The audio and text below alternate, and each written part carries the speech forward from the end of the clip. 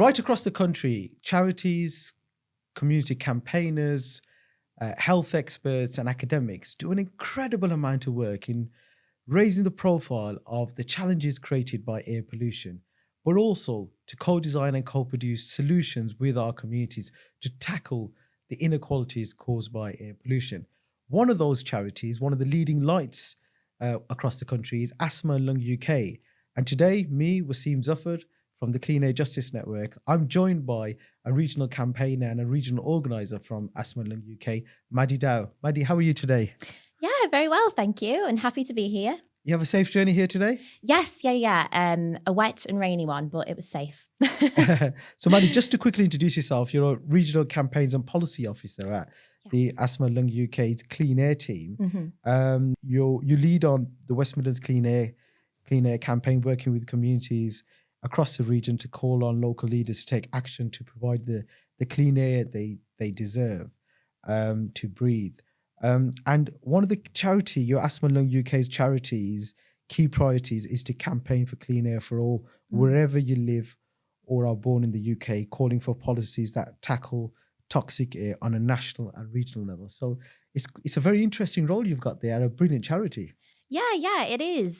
So as you say, Asthma and Lung UK has a dedicated clean air team. We're probably just over 10 people now, of which I'm one. And we have two different strands. We've got our national campaigning, which I can talk about in a little bit, and our regional campaigning as well, which I'm involved in, particularly in the West Midlands. But to give a bit of background about Asthma and Lung UK as a charity, we merged from two separate charities back in 2020. The British Lung Foundation, which is a name that a lot of people are quite familiar with, and Asthma UK. So those two charities came together a few years ago now, and became Asthma and Lung UK. So we are the UK's leading lung health charity, and we fight for everybody's right to breathe, is our kind of mission. And the reason we exist is because the state of lung health in the UK is not where it should be. So people getting the respiratory care that they need is not up to scratch. People getting the diagnoses that they need. But also there's a lot of causes of lung conditions and things that worsen lung conditions that also aren't getting the attention, such as air pollution. So we have lots of different priorities as an organisation. We want to triple research funding into lung health because approximately 1 in 5 people in the UK will have a lung condition within their lifetime, which is a statistic that shocked me when I found out about it. But the likelihood is that people listening to this podcast will either themselves have a lung condition or they'll know somebody that does. So really high numbers, but the research funding is actually really low. So we're fighting to increase that. We also offer support to people with lung conditions. So people with a variety of lung conditions seek support through our helpline. We have support groups across the UK, including in the West Midlands, where people can come and socialise with other people with lung conditions and get the support that they need. And then we have our campaigning element, which is we campaign on a number of different things. Health inequalities, so the kind of postcode lottery that means where you live in the UK will impact what kind of care you get for your lung condition. And then we have our clean air campaigning. And the reason that's such a priority for us, and we can go a bit more into detail as we continue about how air pollution impacts people with lung conditions. But it's a key priority because we want to prevent people who have lung conditions from having difficulties because they deserve to live a healthy life. And we want to prevent new lung conditions from developing.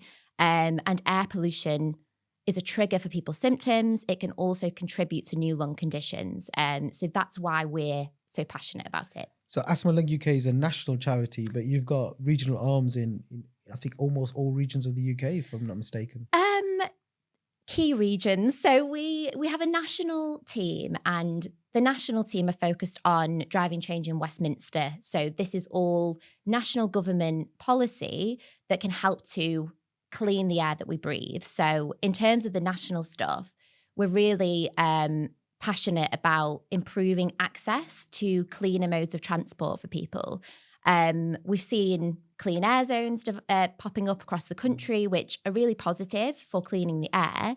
But we want to see both people and local councils supported to implement those. So we work on a national level to pressure national government to provide that support. The regional work, we have campaigned in a few different city regions across the UK over the last few years.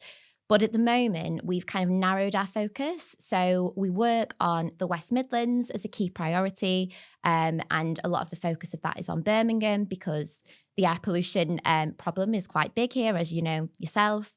We also work on Greater Manchester, which has a lot of similar problems, although some unique problems as well. And then we also campaign in West Yorkshire. So as I say, we've narrowed our focus slightly, but still really large key regions across the UK that have been selected because, unfortunately, they have some of the highest levels of air pollution. I'm sure Asthma Lung UK have achieved a lot over the years in their previous sort of branding and in the new format too. Tell me about one highlight, the one thing that stands out for you in terms of something that Asthma Lung UK have achieved. Gosh, that's a really good question. I think that we have done a lot of work campaigning for solutions on a local level that have been met with a lot of difficulty, I suppose. So we've, our beneficiaries have told us that they want to see solutions that take the most polluting cars off the roads. And that includes policies like clean air zones and low emission zones. And we've been a real sort of vocal supporter of those schemes from a lung health perspective.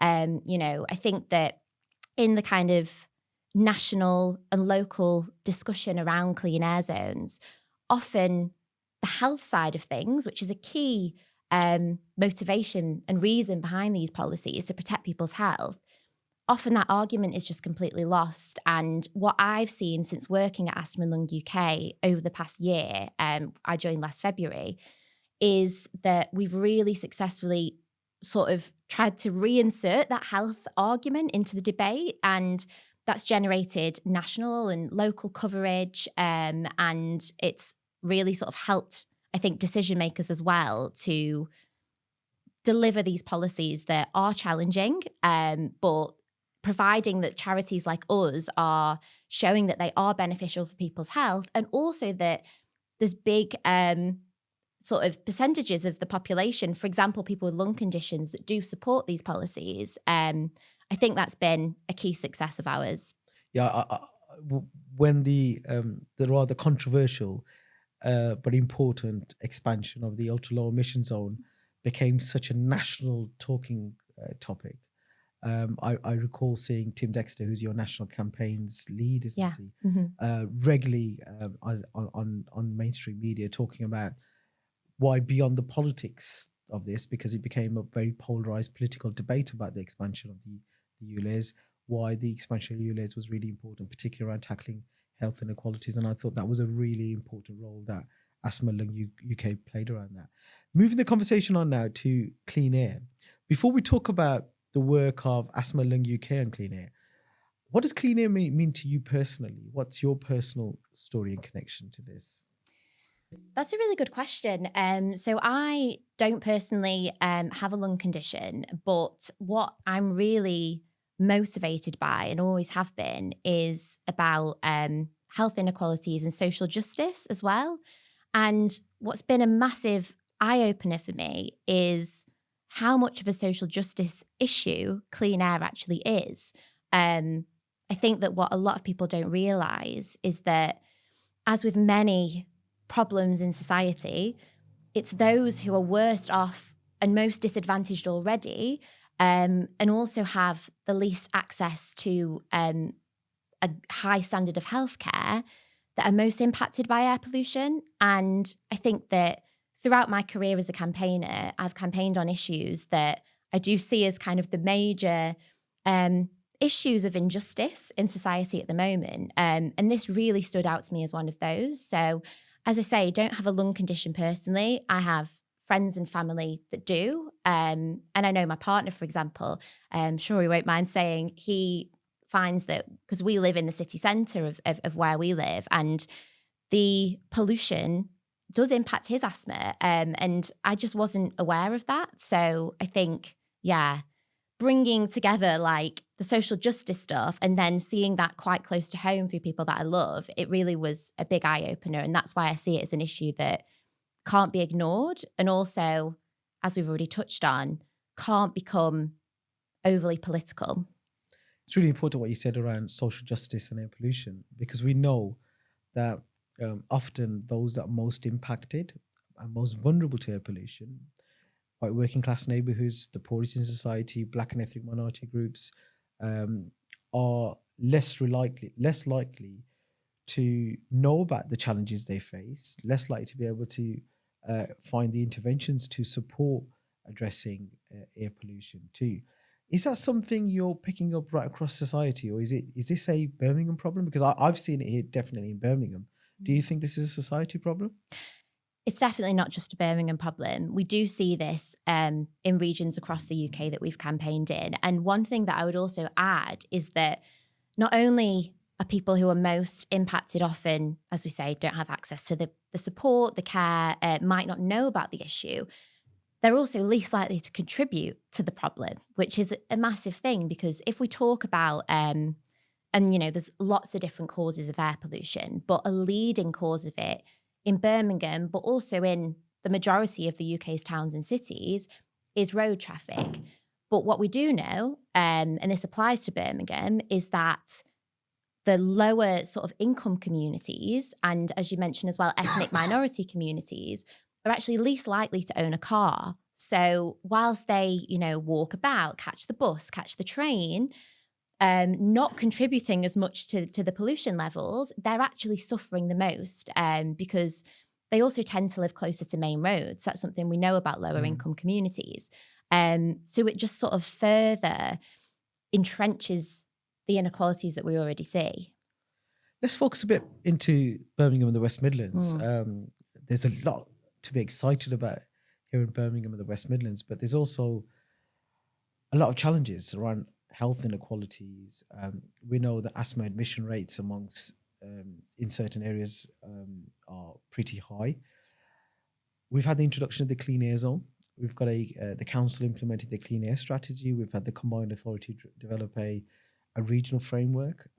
All very, very welcome initiatives from the council and the combined authority. But there's still a lot more to do, isn't there?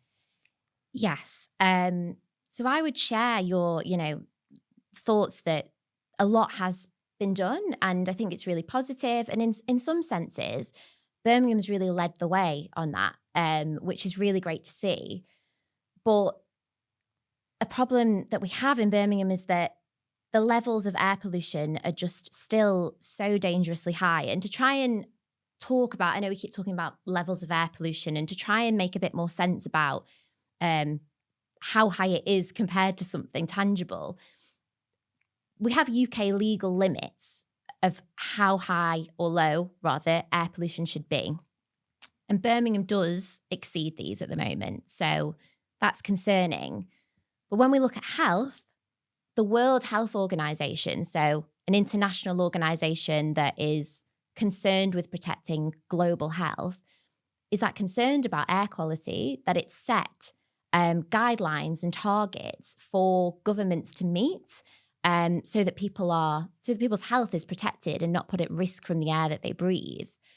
And in Birmingham at the moment, the levels of air pollution are nearly 5 times what the World Health Organization says is, I don't even want to say safe, because the World Health Organization says that no level of air pollution is safe, but, you know, in terms of acceptable levels. Exactly, acceptable levels that aren't going to be sort of detrimental to people's health.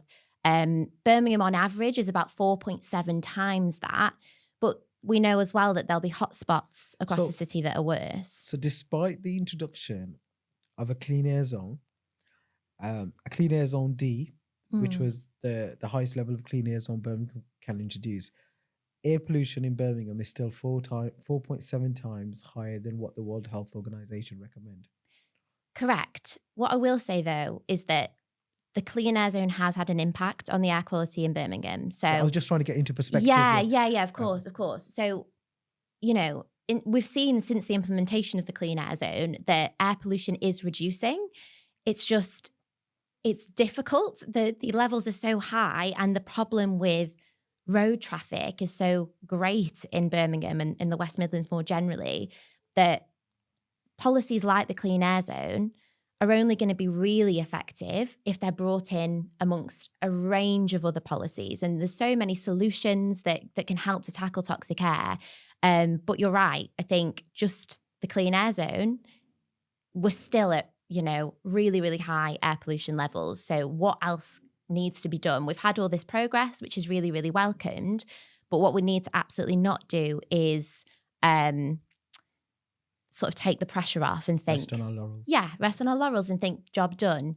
We're still above UK legal limits. What would you do, Maddy? What would I What do? would you do? You've just been appointed leader of Birmingham City Council. You've got the air pollution problem sat on your desk. What would you do? There's a whole host of things that I would do, because there's so many solutions that are needed, because okay, so Birmingham has a clean air zone. It only covers a certain portion of the city. Could that be expanded? Could that be, extended in some way to protect people? But also what we're kind of more focused on is we really need to see kind of a roadmap of actions that puts us on a course in Birmingham to reaching those World Health Organization guidelines. And that could be a range of things. So, talking about measures to get people out of their cars and onto public transport. So we need to make sure public transport is accessible, affordable, runs on time, and that the buses actually come. Exactly. We need to make it safer for people to walk and to ride their bikes. I think we've seen, unfortunately, in Birmingham recently, all these sort of hazards that we have when there's a city that's kind of built for cars and not people, in terms of people getting into road traffic accidents. And it's really challenging. And I'll kind of focus on this point actually because, we want people to get out of their cars, but if they feel unsafe to do so, then they're not going to. So we need to make sure that we can offer safe options for people, whether that's sort of cycle lanes that are segregated from the road so that people don't have to ride right alongside the cars, whether that's sort of reallocating space in our cities so that people have more space to walk and to sort of live their lives rather than driving around in cars. I think that will help the problem. So those are just a couple. What I will just touch on quickly, actually, because this is kind of a priority for us in this period of time, is also measures that protect some of the most vulnerable people. And a kind of group in society we've not talked about yet is children and young people. So we know that rates of asthma are generally higher amongst children. We also know that high exposure to air pollution whilst growing up has the potential to reduce the capacity of children's lungs, so actually can make their lungs smaller. So you can imagine that they then could go on to have problems for the rest of their lives. So in Birmingham, we've got children and young people going to school, not knowing about air pollution, not knowing about what they're breathing in, but actually breathing in pretty toxic air that can impact them for the rest of their lives. So measures that help to protect children at the school gates, for example, school streets, which are closing off the roads at peak times to cars, stopping them from breathing in engine fumes. Those are also something I would make a priority. And Asthma Lung UK do a lot of work in schools, not just in Birmingham, but across the country in terms of directly with young people to raise the awareness of air pollution. Yeah, so we have done. We've had a few different projects where we've provided schools across the country with air quality monitors, because a lot of this starts with education, doesn't it? I think having something that's a bit sort of like a citizen science project to have your own air pollution monitor and to see what it's like outside the school gates, then sparks the kids and the teachers and the parents wanting to learn more, but also when they see the kind of, in some cases, really shockingly high levels of pollution in schools, they then want to know what they can do about it, which is great because in order to make lasting change, we don't just need decision makers and politicians to implement policies. We need the public to support those policies and to sort of campaign and keep the pressure on for decision makers to do more. So yeah, I think our work with schools has been really, really valuable. You've talked a lot about Birmingham. Your work is based not just in Birmingham but across the West Midlands. And Birmingham's introduced a clean air zone. It's got a clean air strategy, quite a radical transport plan. We've seen the regional authority, the combined authority, launch their regional framework. I put £1 million behind it, which is welcome. Could always have more resources, but it's a start. How do you think some of the other areas outside Birmingham are doing when it comes to tackling air pollution? I do think that across the region, Birmingham has definitely sort of led the way. And I think there's a way to go in some of the other local authorities in the West Midlands. We don't have clean air zones, for example, in any of the other local authorities. They probably wouldn't be viable in all of them, perhaps, but, similar kind of big policies that are proven to have a really tangible and proven effect on reducing air quality levels we've not seen as much of. But what I will say is that what you talked about, the West Midlands Combined Authorities plan, we welcomed that plan because what's really needed with tackling air pollution is a joined up approach across regions, because air pollution travels. So regardless of whether you live in Birmingham, Sandwell, Coventry, wherever in the West Midlands you live, air pollution doesn't know boundaries. It doesn't know borders. So, it's all fine and well Birmingham making progress, but that's going to, they're still going to impact the people in Birmingham if the air isn't of a high quality in other places across the region. And people in the other local authorities deserve clean air just as much as Birmingham. So I think that the Combined Authorities Air Quality Plan is a good step in the right direction to kind of bring local authorities across the region up to the same level, and make sure that no one area is getting more sort of a better treatment, or, because they've got more progressive policies, they're having cleaner air, because, everyone deserves to breathe clean air no matter where they live in the West Midlands. So yeah, absolutely right. No one can be left behind. And I'll give you an example. The last thing we want is all the clean buses across the region to be based in Birmingham, because Birmingham has a clean air zone, and leaving the not so clean buses. I'm not saying this is happening by any way, but not having the cleaner buses in other areas because they don't have a clean air zone. But the good thing is we're seeing a very steep improvement in buses right across this region, which is really, really, really positive. Now, let's talk a bit about the communities themselves, because one of the key areas of work that Asthma Lung UK focus on, and we've worked together on this, is organising in communities, and particularly capacity building community activists and leaders to take a stronger leadership role within their neighbourhood. And that stronger role can be about behavioural change in their neighbourhood, or even tackling and challenging policy makers, councillors and MPs to do more around this particular area too. So tell us a bit more about the work that you do around that.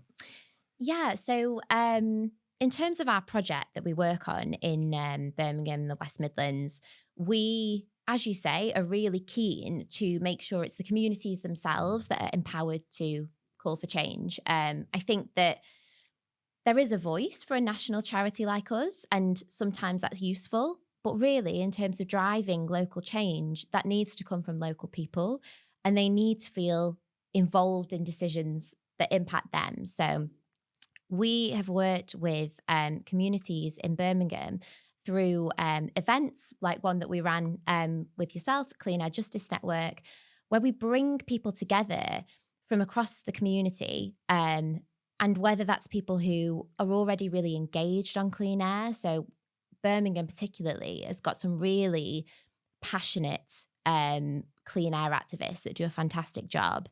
So we bring them together, but also we're bringing people who might have only heard about this for the first time.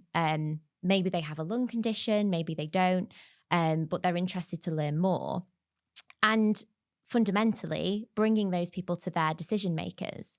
So I think that the event that we did, the Birmingham Clean Air Community Conference last year, is a really good example of our work, because we had in that room all those types of people, our clean air advocates, people from the local community that wanted to know more, but also we had a really good contingency of local councillors in the room as well, cross-party local councillors, all coming together to learn about the issue, find out how it's impacting people, not just with lung conditions, but all people across Birmingham.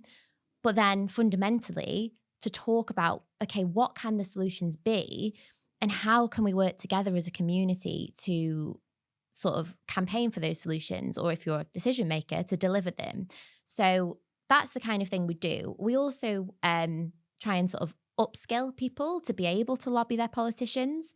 I think that especially if, you come from a lower income background or a more disadvantaged background, you might not even have thought of lobbying your politician before, because, we know that people have other priorities. But when people do become interested and passionate about clean air, we try and make it easier for them to engage with their decision makers. So Asthma and Lung UK, myself, my colleagues will prepare trainings in how to engage with political representatives. We help people by designing briefings and data, and just try and support their lobbying efforts in that way. And I've really loved over the last year working in Birmingham. I think it's so exciting to see the passionate people, but then also the changing of people's minds from people who just didn't know it was an issue. I know that we had a few people at the conference that we did in Tyseley that live in the local area. They live in Tyseley. And actually, that area has some of the worst mortality associated with air pollution. So, the highest numbers of people that unfortunately will die early because of air pollution. Tyseley's got a real problem with that. So to have those local people in the room and not only telling them about the problem, but helping them to do something about it was really valuable. That particular day, I think it's October the 7th. Yes. I remember the date because it was the day before I ended up at Labour conference. It was very sunny as well for an October day. We had very good sunny. weather. I remember somebody saying, let's pop outside we should have lunch outside, and couldn't believe it. We were at the Hay Hole building, the tours of the Active Wellbeing Society's building in Tyseley, where we had this event. I in a break, in a session, it was a coffee break, I was speaking to a couple of long-standing clean air activists who were in the room, and they were a bit taken aback that the room wasn't just the usual suspects. And for them, and they'll say this, they're mainly a group of white middle-class people who've been rightly campaigning on this very important issue, and often on their own, standing outside council houses with placards, 3-4 of them in really cold weather. These are the sort of people that are absolutely committed to this cause. But they were absolutely over the moon that the room was reflective of the demography of Birmingham, in that you had people from all communities there. They were also taken aback that you had local councillors there willing to, as you say, listen and learn, and then be part of the change of their communities. And and as I speak, I'm a local councillor too. I know how hard it is to bring forward change in your community, particularly that looks to deprioritise private car over people walking and cycling and using public transport. So they were all really taken aback by the change they were feeling, and they said this is a huge day where we're starting to see more and more people join this campaign, and they're joining this campaign because they're learning their awareness around this. So we were educating people, we're empowering people, we're organizing with them too. So it was quite something special that day. I'm glad you think so, because I thought the same. I was so pleased with the people that we had there in the room, and also how engaged and interested they were. I didn't know what to expect, so it was really good. And I think what I just really want to make sure happens is that we don't just have people come to an event and then they disengage after that. How can we keep people involved, and how can we make it easy for people to campaign for clean air? Because people have a lot of different priorities. I think back to times in my life where the main priority was just making money to pay rent and to buy food, and that's an issue that a lot of people in Birmingham have. That's their main priority. So they don't have tons of time and capacity to be out campaigning. So I think sometimes that's why we do see that clean air campaigners can be white, middle class people. So, I think there's a real role for charities like ourselves to try and make that easier for people, give them the tools they need, connect them to the right people like that event did, and just be that kind of stepping stone, I suppose. And for a charity like Asthma Lung UK, how important are elected members? How important are MPs and councillors and council leaders and elected mayors? You're a charity. You're obviously going to continue to work in the sphere they're working. But how important are these politicians in the fight against air pollution? Vitally important. Yeah, they're massively important because they're the people that can make the changes. They have the power. So when it comes to clean air, there's powers that sit at Westminster, so with government, central government, but actually there's a lot of stuff that can be done on a local council level, which you'll know yourself, also at a combined authority level. So mayors, like the Mayor of the West Midlands, Andy Street, there's power, there's funding. That's where it lies. It lies with these people. And, I think that sort of opening their eyes to the problem is really important as well. And as we kind of touched on at the beginning of the podcast, also just relentlessly trying to remind them that whilst, politicians will always play politics, it's kind of the world that we live in, these are people's lives and it's people's health on the line. So, a really important thing that we do with decision makers in Birmingham, but across the country, is to share people's stories.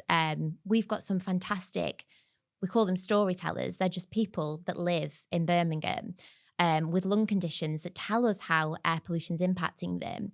And they're sort of brave enough and, passionate enough to let us share their stories with decision makers. So just to give you an example, because I really want to talk about people here and really put the spotlight on local people.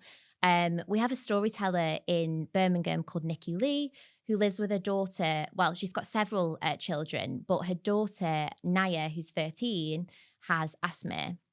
And they live by Spaghetti Junction. So goes without saying, just exposure to huge amounts of traffic on a relentless basis.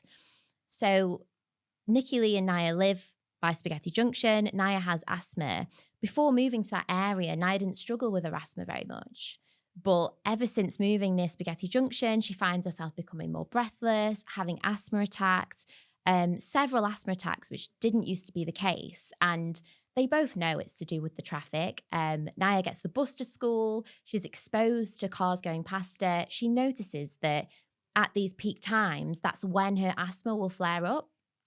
And when speaking to Nikki Lee, who, recognizes this problem and she wants the absolute best for her daughter, who otherwise is very fit and healthy, loves to go to dance class, loves to do sports, but they can't afford to move away from that area. They have to stay by Spaghetti Junction. And that's a position that a lot of people in Birmingham are in. So Nikki Lee and Naya were good enough to share their story with us. And we're now passionate about going to the Mayor of the West Midlands, to the leaders of the local councils and saying, this is people's lives. We're not just talking statistics, and we can talk statistics because there's thousands of people that are impacted by air pollution, but it's more about people like Nikki Lee and Naya who experience it on a daily basis. So, there's loads that local politicians can do. And I think they just really need to be convinced of the impact that it's having on people in their constituencies and wards. That's such a powerful story that you've just shared with us, and I just wish more politicians would understand how their decisions impact on people's lives in more ways than one. Continuing the sort of topic around politics, the whole clean air political debate became very polarized, leading up to the expansion of the ultra low emission zone in London. Uh, the Uxbridge by-election caused by the resignation of Boris Johnson, and the timing of that played a huge role in that. And since then, political parties are become more reluctant to talk about the challenges around clean air. What do you make of it all? In the context of clean air zones specifically, and the ultra low emission zone has been sort of taken on by politicians and the media in a negative way. I think that in some cases, the fact that a lot of people don't know that much about what clean air zones really mean and how they impact them, or in some cases wouldn't really impact them in a negative way, at least. I think that sometimes that's been used strategically to spread a lot of misinformation about clean air zones. And I think that happened in that example that you talked about with the Uxbridge by-election. But it's happened outside of London as well. I imagine it happened. I wasn't in this job when the Birmingham Clean Air Zone came in. I know that you were very involved in that. And, we've seen the same in Manchester, that it's really been taken on by politicians and the media as something that they can. We use the term political football a lot, which I don't know if that makes sense to a lot of people, but yeah, it's like a game of football, who can score points against the other team. And clean air and clean air zones has unfortunately been tied up in that.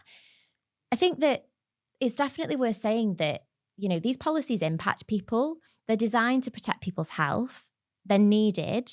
We repeat that message time and time again because clean air zones are one of the most effective ways to protect people's health from air pollution.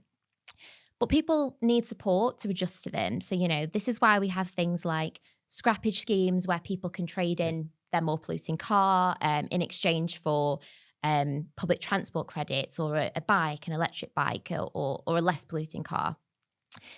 Again, we're calling on national government to establish a fund. We call it the Cleaner Travel Access Fund, which would make a pot of money available to local authorities. If they want to introduce a clean air zone, they have access to this money that they can give to local people to support them through the transition.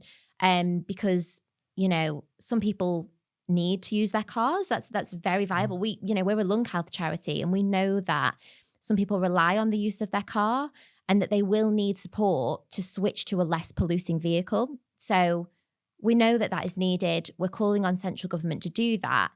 But I do think that a lot of the kind of media coverage and political conversation around clean air zones hasn't even entertained those kind of solutions. It just sees them as a problem in themselves, whereas actually clean air zones are designed to be a solution to a massive, massive health problem. And yes, we need to deliver them with ways that bring people along, and it's a just transition that everyone talks about. But they're a solution, not a problem. And I think that's not been accurately represented. I always used to use the phrase, let's not politicize people's health and well-being. Yeah. And particularly their health and well-being through breathing air pollution. And breathing clean air is a fundamental human right that many, unfortunately, haven't seen in a long, long time. Finally, Maddy, so tell us about some exciting plans you've got moving forward with campaigns across Birmingham and the West Midlands. Is there anything happening imminently that you might want to share with us?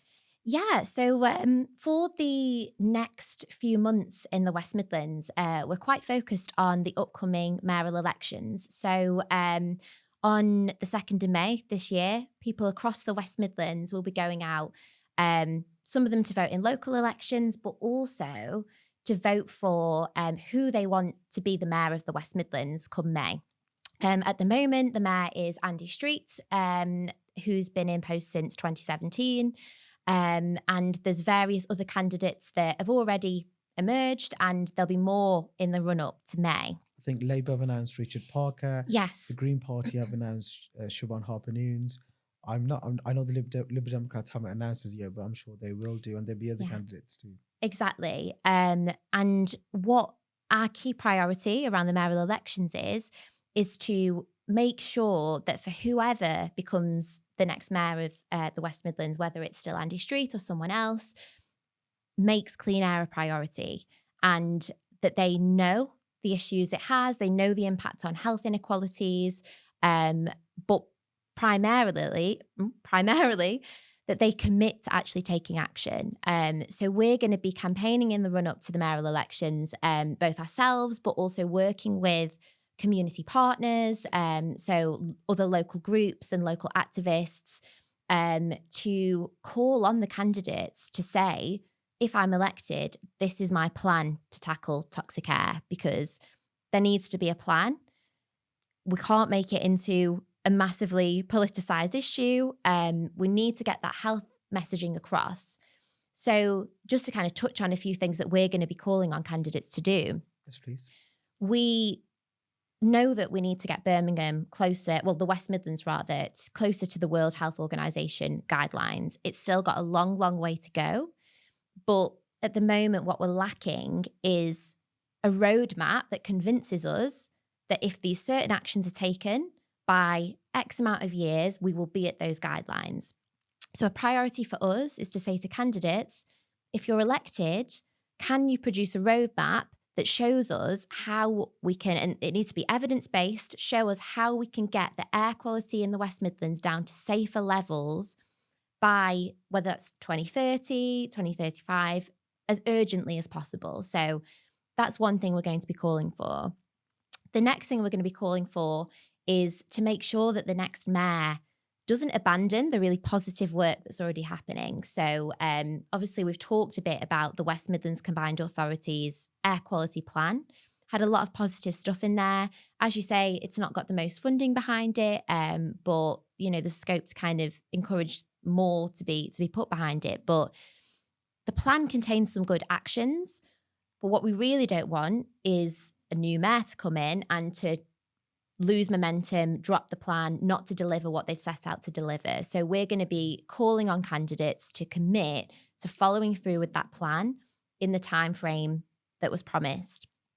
And then lastly, we're going to be calling on candidates to prioritise solutions that protect school children, because we've talked about why they're such an at-risk group. So looking at things like school streets, air quality monitoring. I know there's a lot of air quality monitoring going on in Birmingham, but we want to see that on a West Midlands wide level.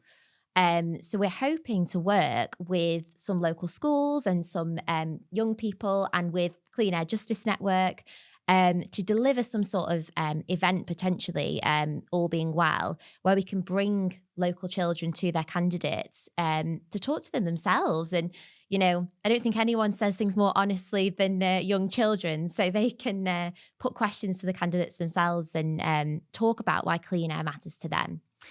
So that's our priorities in the next few months. And, we're in February now and May's just on the doorstep. So we've got a lot of hard work to do. But Very good luck. They sound like very important and exciting plans moving forward. And thank you so much for joining us to record this podcast. Thank you for the phenomenal work you and everyone at Asthma Lung UK do to make our lives better, to reduce health inequalities right across the country, and all the campaigning and organising that you do around clean air. Thank you. Thanks for having me.